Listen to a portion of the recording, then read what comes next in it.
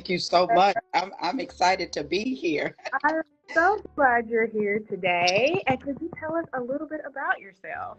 Well, one, as you stated, I am a literary agent with Embolden Media Group. Also, I am a faculty at Middle Tennessee State University. So I'm here in the Nashville region. I teach in the College of Media Entertainment, Journalism, and Strategic Media, and also the owner of Success Shifts. I'm sorry, that's the name of my book. I just put that in there. PR Thank is you. my platform. But no, my company is Supernatural Success, and we work with creatives, artists, writers, publishers, and producers from a literary standpoint, just giving some good strategy and insights, on how to really from the idea to execution of a product or a brand. So it's a honor to be here with you all on today. Well, we're so glad to have you here. As I told you earlier, our Facebook community is very green. We have a lot of new publishers, we have a lot of existing publishers. So the questions are going to be, a little bit of a variety today. But we did have a person on our Facebook community ask, what is the difference between a self publishing and someone who might be seeking a traditional book publishing deal?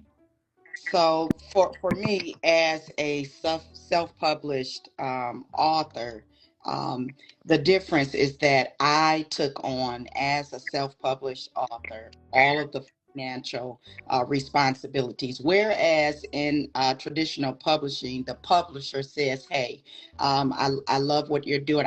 We're gonna take the risk, and because of that risk, we're going to take on all of the financial risks that come involved in that. Be anywhere from editing to marketing, PR, publicity, distribution, the launch, the launching tours. I mean, everything that's involved with that. The total difference is the major thing is the financial risk the author takes on all the financial responsibilities. Yeah. So financial risk, guys, you guys might want to Oh write. yeah. Oh yeah. Oh yeah. It's an investment. I, as a self-published author, I'm glad I went that particular route. One is not better than the other. It's really based on, I always tell my clients it's based on your goals. What are your goals? What's your mission? What's your vision for your particular project? And sometimes it changes, based on each particular book project. I was blessed to be able to self-publish through IngramSpark. So it's an honor to be here. Yeah, you guys got it going on. Love that. Well, my next question kind of goes into a little bit about what you said. Have you worked with authors who successfully transitioned their self-published books to traditional books? And if so, could you share any examples of that? So currently, I'm working with an author who self-published 3 books actually, and we're working on getting him ready to pitch to a traditional publisher. And that is an extensive process, but every project is different. What I find so valuable about a particular client, one, that there have been some changes. I'm talking about significant changes in the journey, as a writer, in the publishing journey, and now it's just the timing. One of the things I find that is critical is timing. Mhm. Timing, message, voice. There are a couple different things that are just so critical to making the actual, should I call it a shift? Yeah, I shift. That's one of my words. Strategy. That's another one of my words. I'm always using that and throwing that in there somewhere. Yeah. So truthfully, it depends, on the project, and then at the same time, the market, you know. Yeah, shift, strategy, market, all those are great key points. hmm Um, What do self-authors need to have accomplished before presenting their book to a literary agent? Oh my goodness. I talk about this in my book, Success Shifts, as confident and courage, you know. But then, truthfully, you must do some research. I receive, and we hear this all the time in the publishing community, that authors are pitching. They're pitching, and they're not getting responses, or perhaps they may not get a yes, things of that nature. There are so many reasons why that can occur. But what an author actually needs is, again, a strategy. Do your research and find out as much as you can, one, about the literary agency, some of the clients that they currently work with, some that they have previously represented, and then even going a little bit deeper than that and doing your research on the individual agents that you are interested in working with. I tell my clients in our discovery calls that I'm not looking for a one night stand. You know, I didn't do that when I was dating. I'm definitely not doing that in business as a literary agent. And what does that look like? It looks like a long-term relationship. Okay. And so looking for an agent, perhaps you want to make sure that they are, one, up to the standard of your goals of your project. Just because you wrote a book and you have a great idea and you want to get it out, maybe perhaps you have an agent, or you're approaching an agent that really, they're not interested in the body of work. That's not saying that what you have written and what you're bringing to the world is not valuable. It's really, again, it's relationship. Look at it as if, an intimacy with a close significant other, because we're going to be on a journey with you, and it's a long term process. And so, again, you got your research, you're researching the agency, you're researching the individual agents, and then at the same time being flexible. One of the key things that I talk about in coaching and consulting in literary space is that you have to be flexible, at the same time have some standards in place, things that you're not willing to compromise. On the traditional publishing side, your title may change. There's some content that may change, and so understanding and be okay, staying confident about your project, and so knowing what you bring to the table is very valuable. Then you want to consider, how do I, once you find an agency and an agent, is determining what are the submission requirements. What is one of the number one turnoffs for me as a literary agent is, how people approach you and they know nothing about you. Now, I'm not interested in those type of projects. Look at the agency and kind of look at their track record. At Embolden Media Group, we represent diverse voices. And so we not, for me, I'm getting out of the habit of looking at using underrepresented, because I believe in the power of work. So here at Embolden Media Group, we are looking for voices that are relevant. Okay. So me as a literary agent, I'm looking for relevancy, timeliness, message, the author, the voice, someone who is looking to be developed, because not only do I represent authors, I also help on the author development side. So developing an author. So you're looking to have your manuscript in a format that you can easily send and share, and it's not your entire manuscript. Sometimes I receive emails, unsolicited queries, unsolicited book proposals, and it's so extensive, when the simplicity of the matter is to make the introduction through the querying process and find out what are the next steps. So therefore, you as an author, not what I call self-destruct by sending your work out all over the place, and you didn't even have to do that. And follow-up is key as well.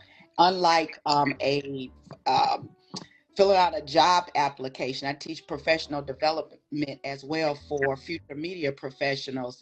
And I tell them, listen, follow up is so critical. Networking is so critical. This is a lifestyle in this literary space. And so, coming with the whole package. I know I gave you a whole lot there, but Yeah, it's a big thing. It's a, this is great information. I'm even taking notes. So yes, Yeah, it's a so big thing, really absolutely. it I hope is. You you have guys to be take married to the process and absolutely. being flexible. Yeah, but at the same time, those standards are critical and important. I'm gonna say one thing here because it's at the top of my mind, if I can. Um, Make sure when you are querying multiple agents that you remove the name. If you are cutting and pasting from one email to the next. I've received emails, people asking me, "Hey, I'm looking for an agent," and they have the other agent's name in the email, and so that tells me a few different things. One, that the person is anxious, and then at the same time, they're querying multiple agents, and there's some type of urgency here at hand. So, take some time, build a strategy. I'm going to query in this month this number of agents, and I have my list. And create some type of file for yourself where you can follow up in a healthy way for yourself as an author. Perfect. So that goes into my next question, Mytecia. I hope you guys are taking notes, and we have a lot of questions. Oh my goodness. This is great. So hold those questions until we get into the Q&A, guys. I promise you'll answer all your questions. What is your typical approach to picking a book that's already been self-published or has an existing readership? So, having an existing readership is key. However, it does not prevent, in a disadvantaged negative type of way, a self-published author from making that transition. Readership is so important, and just with a PR mindset that I have over the years from just working as a publicist in the entertainment industry, is that the branding is so key. Who are you as an author? What is your voice when you look at prominent authors such as Toni Morrison? You look at Percival. You understand that there's a voice that author, there's a brand that they carry, and so your readership is important. You are not looking for, as a self-published author, for a traditional publisher to help you to create that readership, although that may organically or perhaps strategically happen. But you should now, before you're even querying, before you send out a book proposal, before you are actually signed for representation, you should be building now. I call it, building awareness. Who are you? What do you represent? What are your conversations? What stories are you telling? Can I go to your social media site or even your owned media, which could be your website, and know who you are? Are they saying the same thing? What story? Are you telling? And I think one of the key things too is making that transition is having a campaign strategy. We're still here at the top of 2025.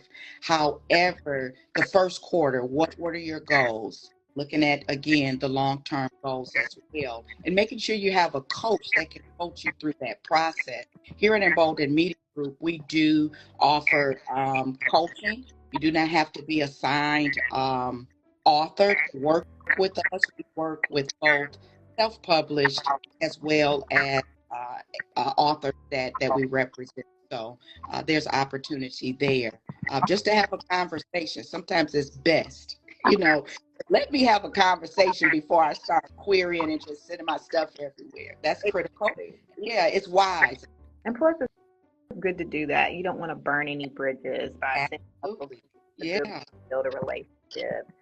Um, And so that kind of goes into my next question. Um, Being a self-published author, you see all different types of books. I know I see a lot of type of books on my end on the social front platforms. What are your thoughts on like a lot of these self-published covers, the overall presentation? What are you seeing from improvement standpoint for a traditional publishing picks? Like, what do you think a lot of self-published authors work on? One of the key things is um, I'm just going to tell a personal story. I think that is power in the story. We know that as storytelling, right?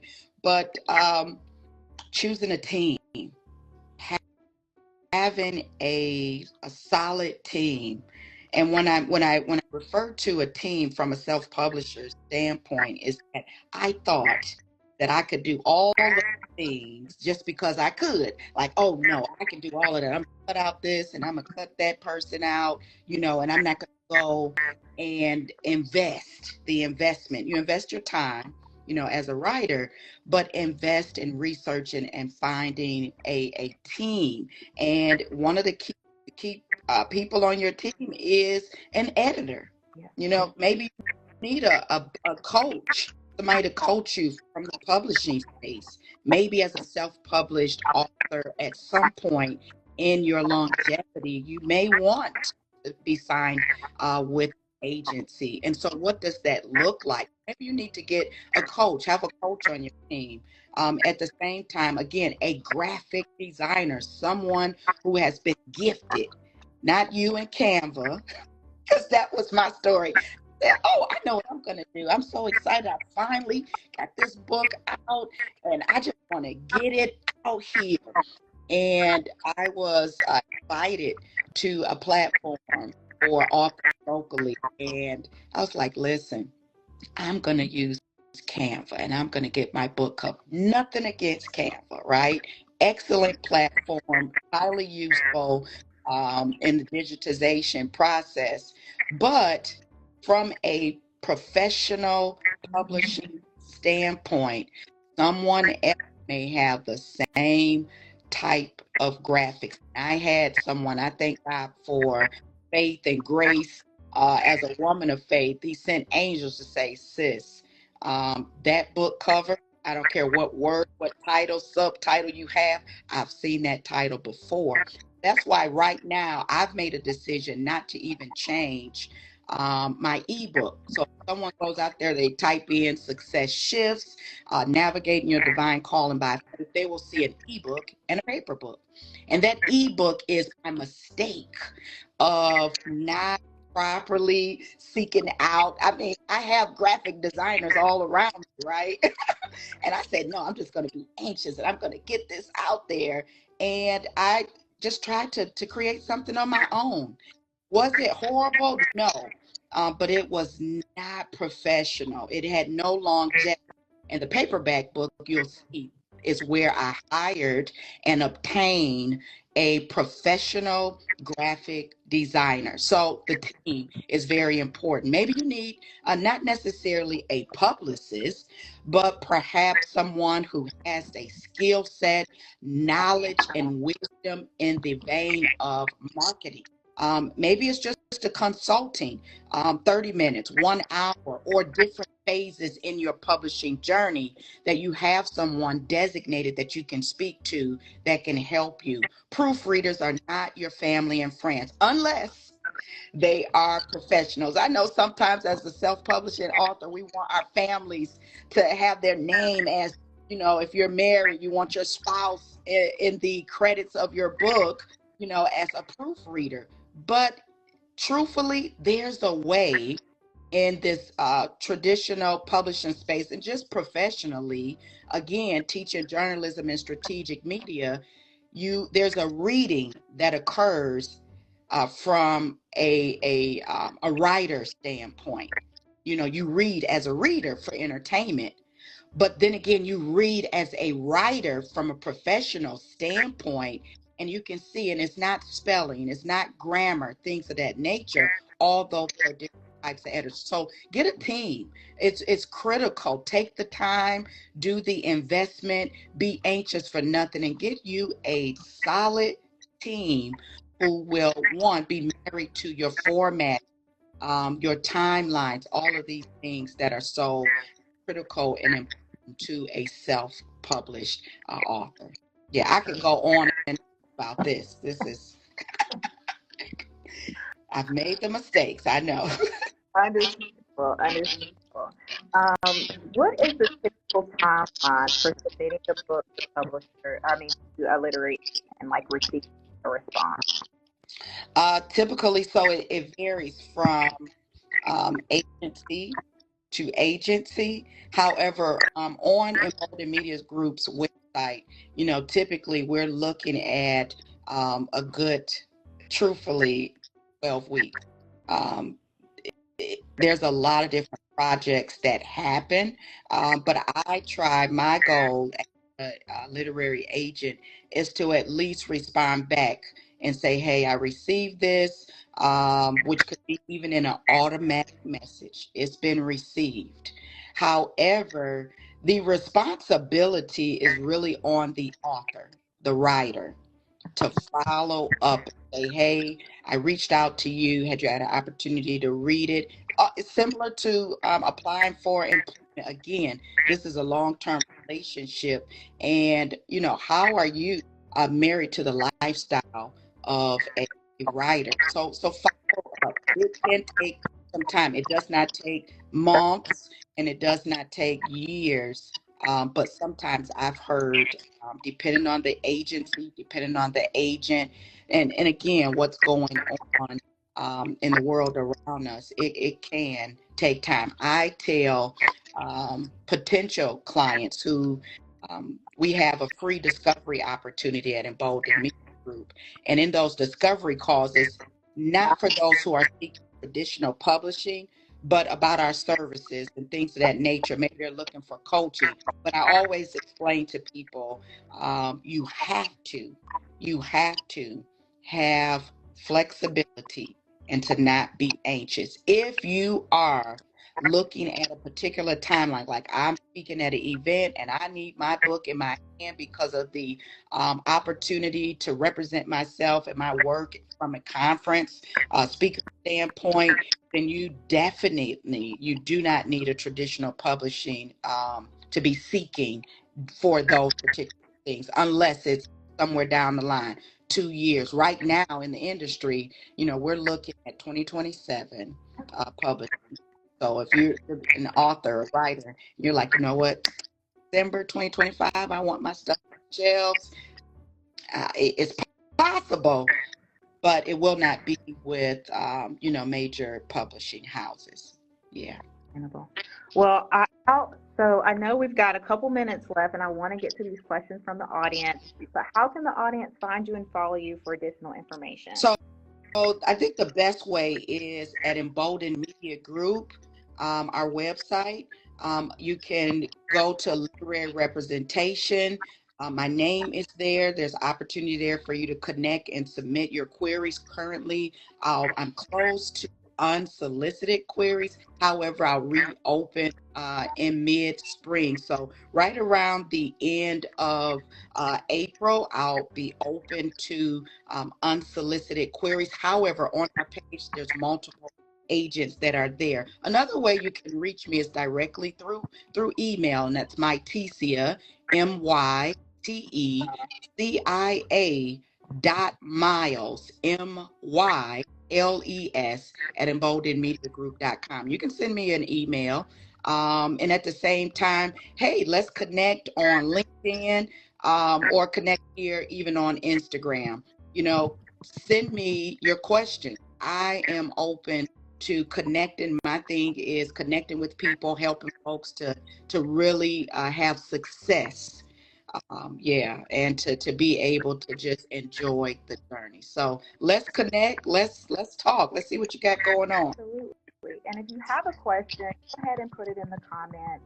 I'm going to try to scroll up and find some of the questions Sure. that I saw earlier today. I think one was from Anne Illustrates, and she asked, what's the difference between a literary agent and an illustration agent? Okay, so a literary agent actually is an advocate almost not necessarily the middle person, but we advocate for writers, for authors, in order that they can be their rights, um, their books, their stories can be sold to publishers.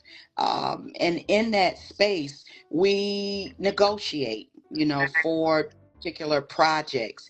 Myself, to take part in making sure the author is developed as an author, not just an illustration. You understand what I'm saying?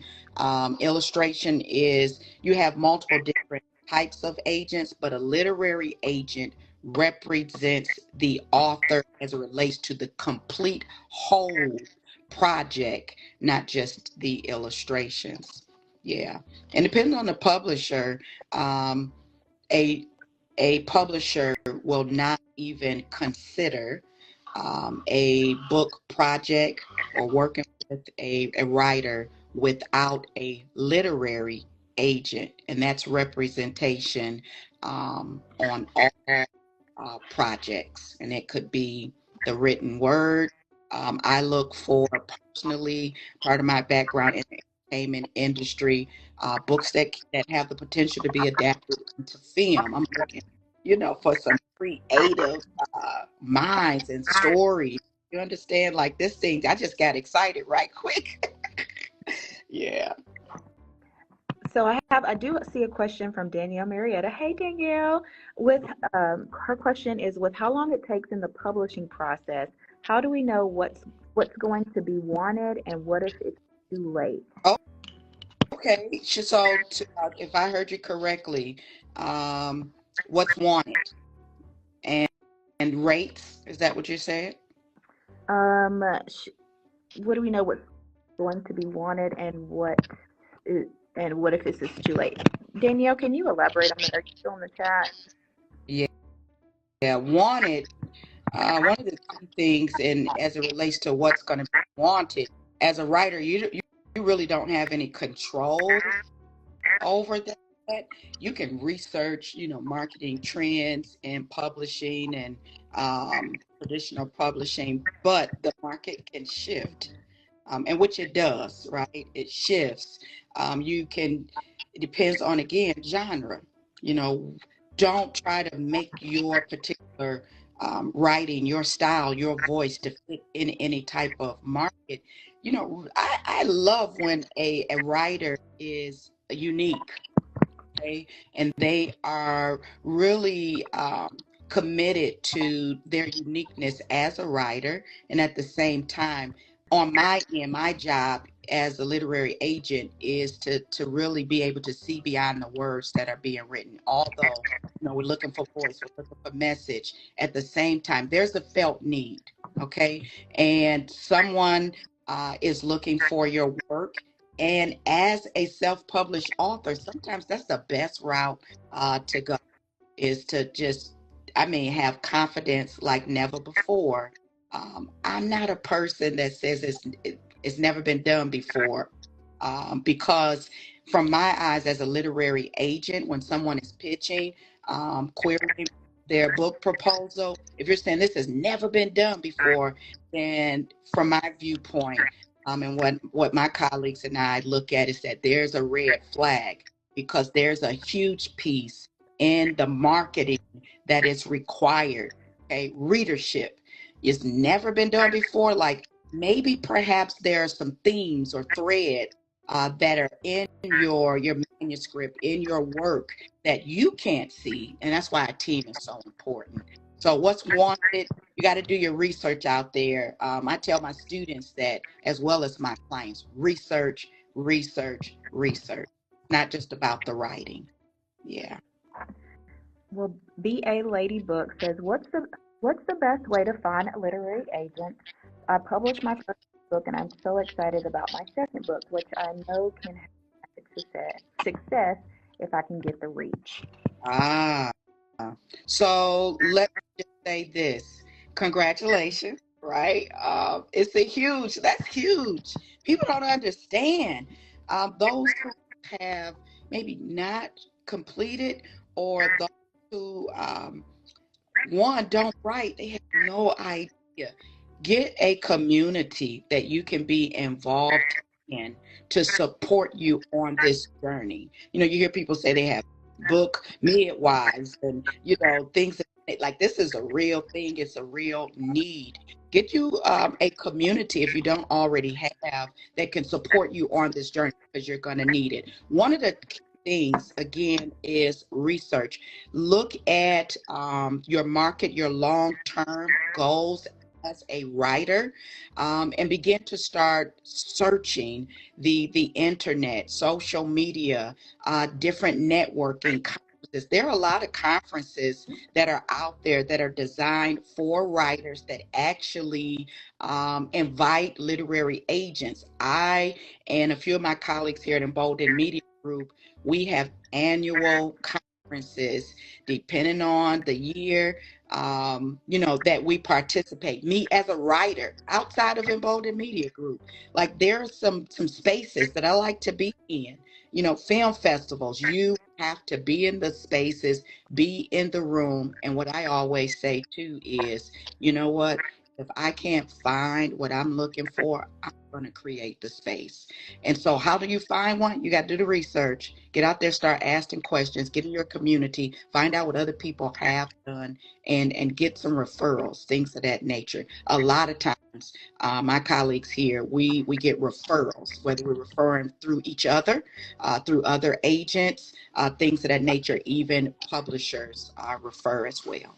Yeah, so it's definitely building those network, and at the same time doing your research and Absolutely. And don't the give same up. Don't give up. Exactly. Don't give up. That's the first part. And second look here, IngramSpark does have a blog called Ultimate List of Book Fairs, Festivals, and Conferences for 2025. From January to December, you'll see a list of that on our blog. We actually asterisk the ones that we're going to be in attendance at. So make sure if you're on the call, make sure you check that out again. That's the IngramSpark blog, the Ultimate List of Book Fairs, Festivals, and Conferences for 2025. Yeah, you all have some great resources. I'm telling you, from a self-published author, I love what you all are doing. We Yeah. love to hear that. We love to hear that. Adrian Marble asks, how long does it normally take to sign with a traditional publisher? So I guess from the query starting all the way to the end of the road. Okay, well let's go. I'm an optimist, and so I'm an optimist. I will transform something that sounds wrong and crazy into something that's positive. So let's go from the positive standpoint. Say, for instance, you are now in the process of querying. Okay, you send your query out, you get maybe a response back in the next 2 or 3 weeks or 10 to 12 weeks. Hey, I want to know more about your project.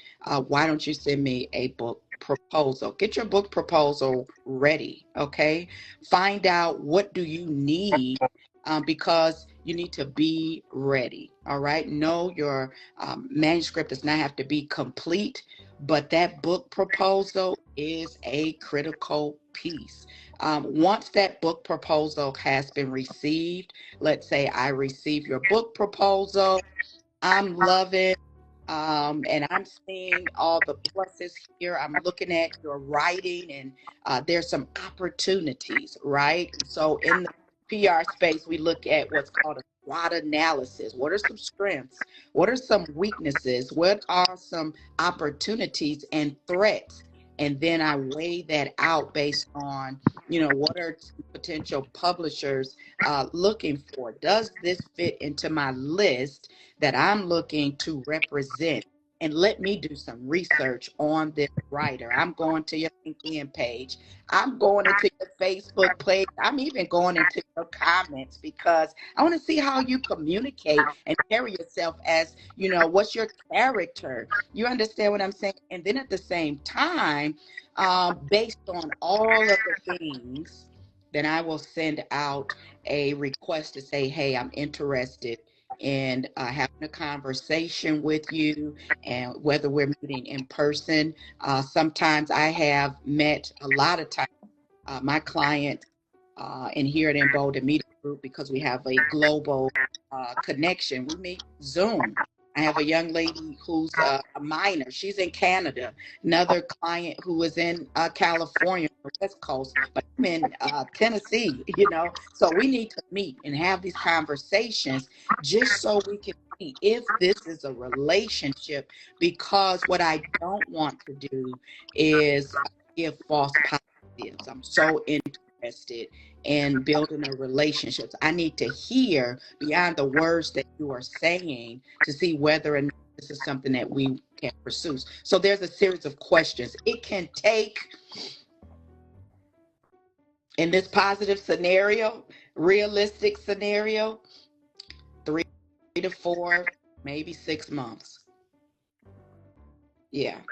Yeah. And then there's administrative, send out a offer to represent you as a writer, as an author, and we may go back and forth in that negotiation of the agreement. Some agents and agencies allow, things to negotiate in that representation, but primarily it is not really fixed, but it is really a standard in the industry of what that possibly could look like. Here at Embolden Media Group, is not a lifetime representation. If you, as an author, as a writer, says, "Hey, I'm tired of writing. I don't want to write anymore. I don't want to represent it. I'm just totally, done with this." Well, we just say, "Hey, 30-day notice, written notice, then we can, really end our relationship."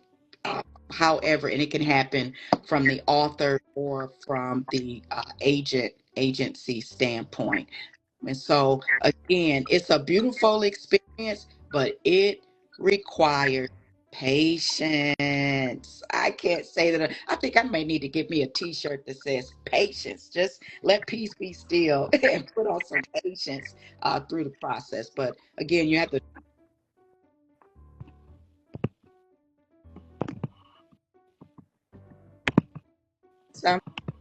I just wanted to know where you're at. And I like to be honest and upfront. It can take time. Remember, we talked about patience. And if you can do that, like that energy, put it into your readership.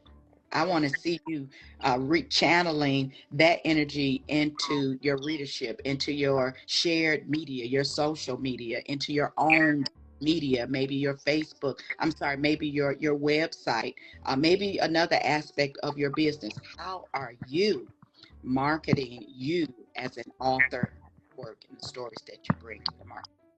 Yeah. Well, I have two more I'm Sure. last three questions, really Okay. quickly. The first one is from Puffy Girls Club. Is it a red flag for literary agents to request upfront cost? Yes, because we don't charge. We do not charge to represent you. Okay, and so let me kind of be clear on this. Um, ethics in any profession is important, right? Um, from an ethical standpoint, I, as a literary agent, knowing that I am going to offer you representation, knowing that maybe we've even signed, let's just talk about some of the authors that I currently represent. I have made a commitment ethically to represent those individuals and help them. I am committing to each one being at different stages in their journey. Someone is maybe even rewriting. So a part of that is helping with editing before we even pitch. Some of that is, looking at author development. And I'm not charging at all. I get paid as a literary agent once your work has been offered, approved, and sold to a publisher. It is definitely a red flag if you have a literary agent and they're asking for payments, unless, again, this is perhaps in the agreement that you are paying for. Maybe perhaps they pay upfront costs for a tour, or there are certain situations where in your agreement you're like, hey, you're just reimbursing us, but not for off development, not to coach you and talk with you and represent you. No, no, no, no. That's a red flag. Absolutely. All right. I think I saw Patricia in here who asked a question. She Mm, said, is there ever a chance that an author could actually be approached by a publisher after the book comes out if they're interested to buy your book? absolutely. Absolutely. Um, this is where I would really seek an agent, whether it is just for consultation. We've had clients who have previously self-published, and they've already spoken to and negotiated with a publisher, but come to find out, they realize in that process, for various different reasons, that now is the time I need representation. And so there's no cookie cutter process. Really, there isn't. And I pretty much kind of tell my clients that I work with, whether I'm just coaching, like, this is unique to you, right? And situations, they change. And at the same time, every project requires different parameters. So it's a case by case, author by. Absolutely. Yeah. And I did see one that I am. What advice do you have for memoir writers who aren't famous people? Oh my goodness. Oh, I have a passion for memoirs. Um, the readership is so key. Sometimes, a lot of times, traditional publishers will not work with first-time authors. Sometimes it's for various different reasons, right? But the memoir, the advice I would give is to have such a passion for your project that you make sure that you have great network community, that you are looking at building a strategy. Seek the advice of a literary agent, if it's just someone that's in your corner on your team, to help guide you through that process. Readership is so important. How can you begin to have conversations, whether it is shared media through social media or owned media, your own websites? What are you doing? What can you do to build awareness about just your book, but the themes, the concepts, the messages that really answer a need that's in the marketplace? And be true to it, be married to it, but build a strategy. Get perhaps the advice from a marketing publicist, PR person that can help you build out a strategy, right? Take a couple courses in marketing. There's some free courses that are available. We are in the age of digitization. Everything that you need, you can get whatever. I believe everything is possible. Therefore, you can get whatever it is that you need. And actually, creating and mapping out campaign that can help you to build awareness, and then how can you increase engagement in those particular states of and spheres and pillars of the messages that you bring to the table. Memoirs are sacred, not saying that other bodies of work are not, but it's a lot of stories, history, personal healings, and things of that nature that come out of a result of telling people about who you are, or even again about others. So readership is very key, and developing yourself as the author, as the voice, critical. All right, so we do have some other questions, but you're gonna have to email Mytecia because we're running out of time. And Illustrates, I do see your question about representation. Definitely go visit the website at Embolden Media Group and look at some of the authors that they represent. Yeah, we Um, have some. and Mytecia Myles' email address is in the chat. Please reach out to her after this episode is over. She'll be more than glad to answer any of your questions. We are at the portion of the live where we have a giveaway. Woo! So if you stayed on, thank you so very much.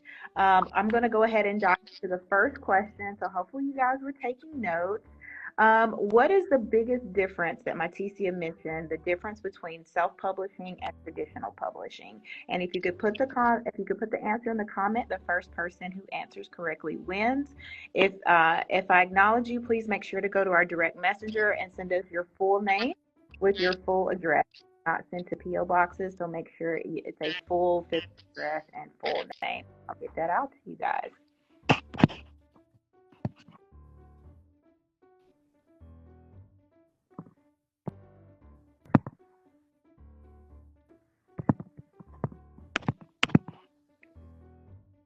Yes, Patricia, financial responsibility.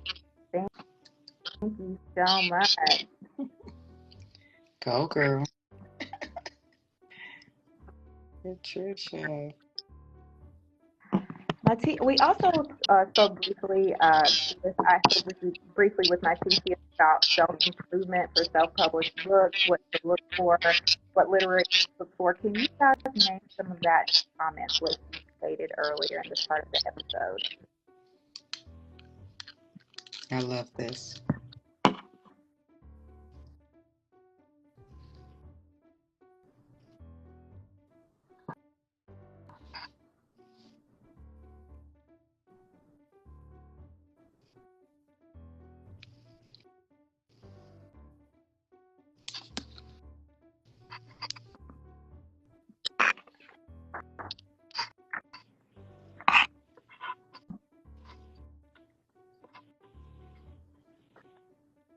Yeah, I can repeat the question.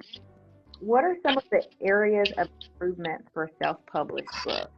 Yes, choosing a team.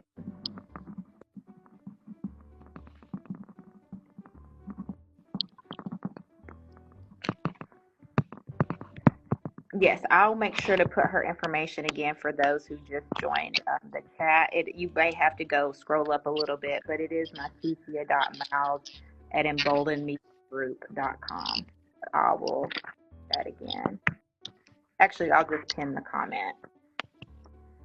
All right, and then our very last question, which we ask in every episode of Ask the Self-Publishing Expert. Please name a previous topic or a previous guest that we had in one of our episodes. And you can name any episode from 2024 to 2025, just a previous guest or topic. These are good questions.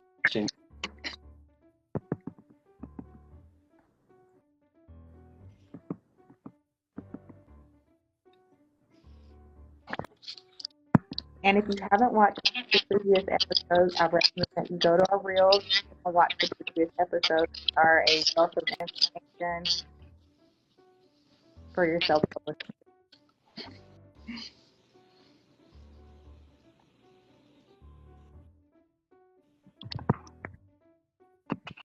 A previous topic or guest. Yes. Tanika, you just won, so I can't let you win again. All good. Elaine Lewis was one of our guest moderators, and it was building your book empire. That was the episode. So a previous topic or guest.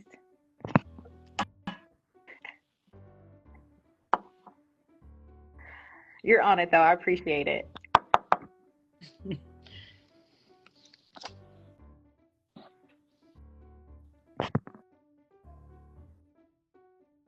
So I'm gonna give it a couple more seconds, and then again, they're pinned to our reels, previous episodes, previous topics.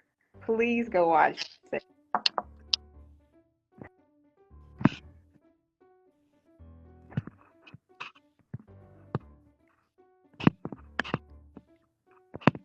I hope the information has been helpful to you all.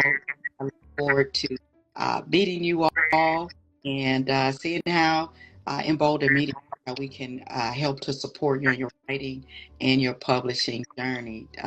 Ingram Sparks has, again, for me as a self-published author, helped tremendously, tremendously. There's always so much to learn, but then at the same time, how are you going to execute what you already? Yeah, yeah. So I appreciate what you all are doing. Well, I see I don't have any answers, Mytecia, so we're just going to wrap up the episode. Okay. Say thank you so much for joining me today. You are a wealth of information, and this is the most engagement we've had for 2025, and I love it. Thank you so much for what you do over at Embolden Media Group. Please, please, please make sure to copy this email address. We will post this video in our reels. So if you missed part of the episode or if you just want to rewatch it, it will be there. And again, make sure to tune in next month for next month's episode. Oh, Adrian, gotcha. Make sure to send your full name and contact information. But again, tune in next month for next month's episode of Ask the Self-Publishing Expert. And thank you so much for being here. And don't forget to share your story with the world. Have a great and amazing week, guys. Take care. Bye.